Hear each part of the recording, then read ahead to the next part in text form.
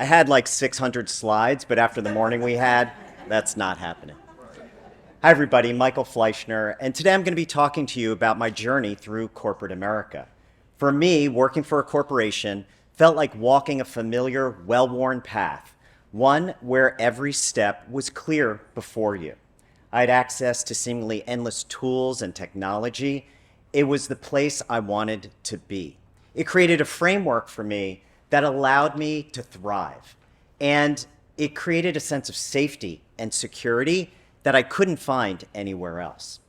But as I climbed the corporate ladder, I felt like something was off. I felt like something was missing.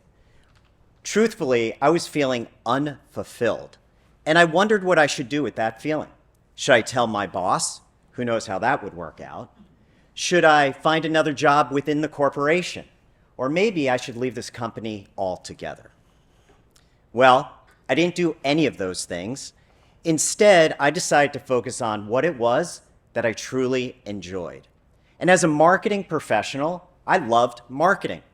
So I started asking around friends, individuals, entrepreneurs, small business owners, if I could help them with their work. And many said yes. So at first, I was doing it for free. I was writing emails, I was writing press releases, I was helping design websites. And this was very fulfilling.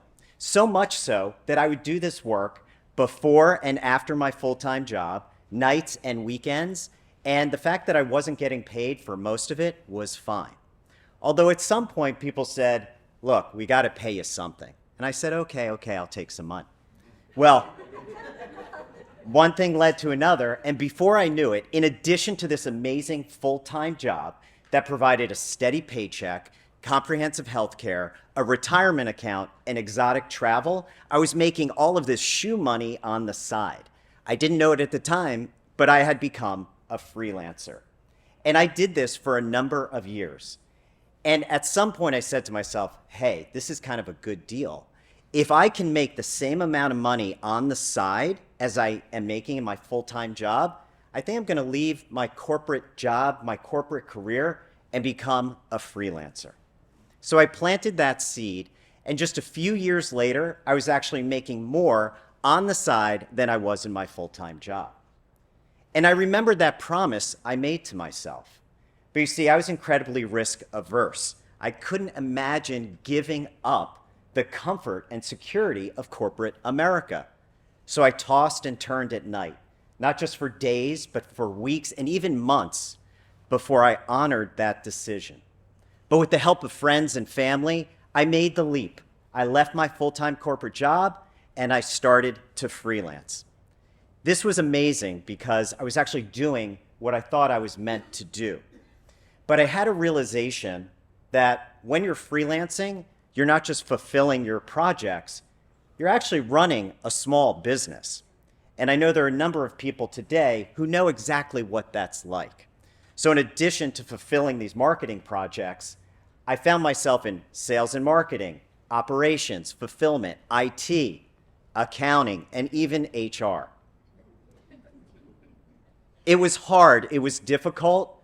So after 3 years of making it on my own as a freelancer, I decided to throw in the towel and head back to corporate America thanks to the lure of a steady paycheck, comprehensive health care, retirement account, and exotic travel. It didn't take me long to find another job, and honestly, it was a relief.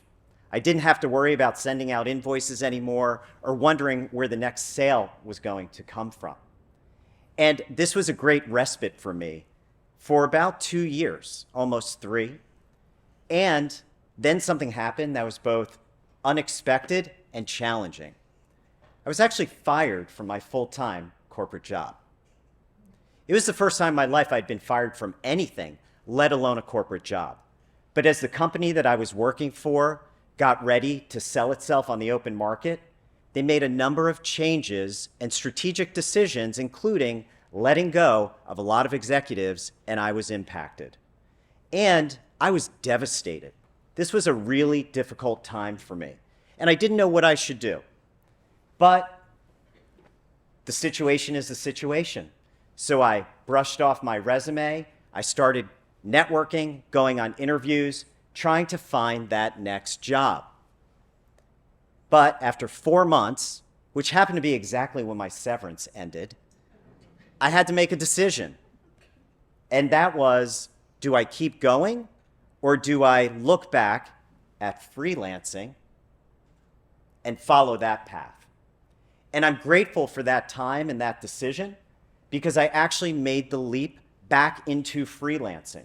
But it was hard. I knew it was something that I sort of kind of succeeded at, but it was hard and difficult, and I didn't know if I wanted to follow that path. And at that time, I actually remembered a quote from Winston Churchill. He said, "Success is not final. Failure is not fatal. It is the courage to continue that counts." And with that quote and that motivation, I decided to push forward a little bit every day.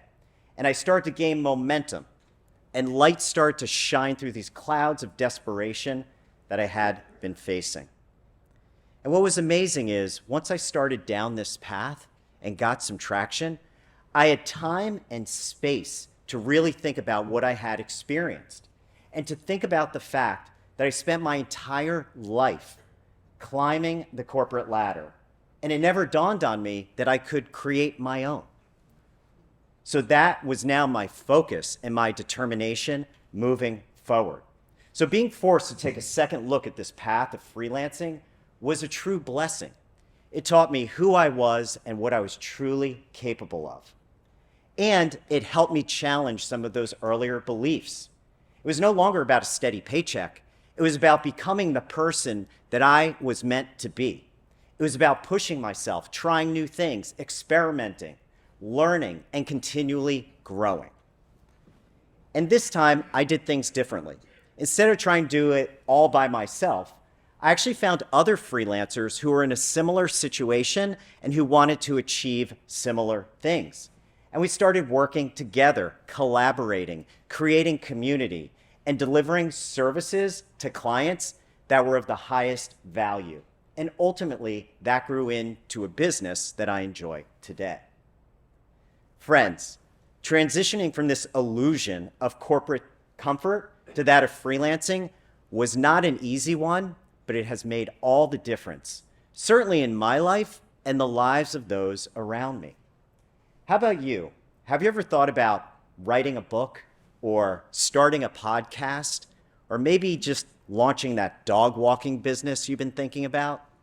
Well, I'm here today to say that you can. You can do it, and you don't have to quit your full-time job to get there.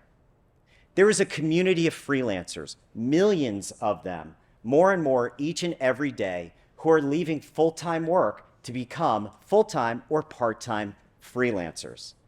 Now, the reality is at some point you may want to quit your full-time job, but that journey is entirely your own. Now, one thing is certain. If you decide to go down this path, your journey will be unique, as it should be. But one thing that I've certainly learned is that the idea of a steady paycheck, comprehensive health care, retirement account, and exotic travel are only the beginning. Thank you.